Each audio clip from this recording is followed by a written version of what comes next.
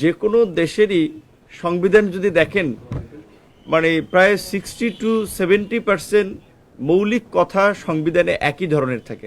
এখন ধরেন আমরা যদি এই সংবিধানটাকে কবর দিয়ে ছুঁড়ে ফেলে আর একটা সংবিধান লিখি, সেখানেও কিন্তু বেসিক কথাগুলো ইভেন আপনি যদি লিখতে দেন যাকে অলরেডি সম্ভবত 2-3টি খসড়া সংবিধান মানে বিভিন্ন ব্যক্তি এবং সংগঠনের উদ্যোগে বাজারে এসেছে বা আপনাদের সামনে ডকুমেন্ট আছে, দেখবেন যে প্রায় 70% ডকুমেন্টস একেবারে সেম।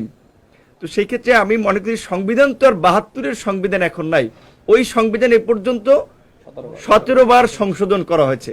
কাজে এটা 72-এর সংবিধান কিংবা 84-র সংবিধান, 91-এর সংবিধান, 11-র সংবিধান এইভাবে বোধহয় বলার সুযোগ নাই। আর যদি 72 সালে যদি সংবিধানের আমরা ধরে থাকি যে ভিত্তি, যে প্রথম দিকে এই 72-এ আনুষ্ঠানিকভাবে সংবিধান রচনা হয়েছে, মুক্তিযুদ্ধে 71-এ আমরা দেশ স্বাধীনের পরপর স্বাধীন রাষ্ট্র হিসেবে রাষ্ট্র পরিচালনার জন্য আমাদের একটা সংবিধান প্রয়োজন দরকার ছিল।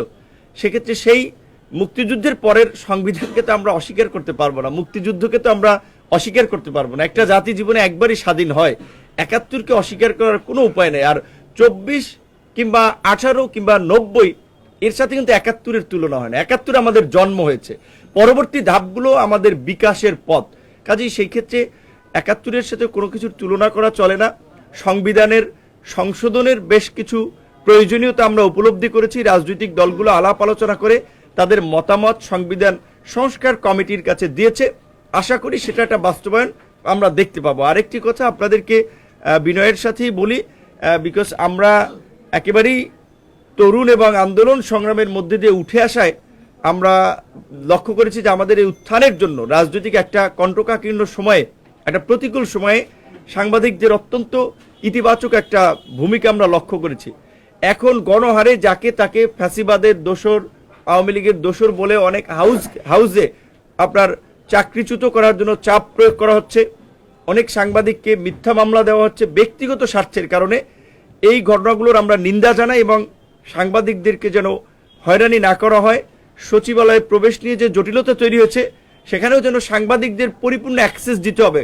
4th স্টেট হিসেবে এখন গণমাধ্যমকে পরিপূর্ণ বিকাশ হতে হবে এবং স্বাধীন সাংবাদিকতা একটা নতুন পথ রচনা করতে হবে। সেই ক্ষেত্রে গণ অধিকার পরিষদ তাদেরকে সব ধরনের সহযোগিতা করবে। এবং যেহেতু গণ অধিকার পরিষদ, যার সংক্ষিপ্ত নাম জিওপি, একটি নিবন্ধিত রাজনৈতিক দল, কাজেই আমরা আপনাদের প্রতি অনুরোধ করব যে আপনারা পত্রিকায় অনেকে এতদিন যদি লিখছে যে মাঝে মাঝে, সবাই না, 2-1 জনে এক অংশ বা এরকম একটা লিখছে, এরকম না লেখাটার অনুরোধ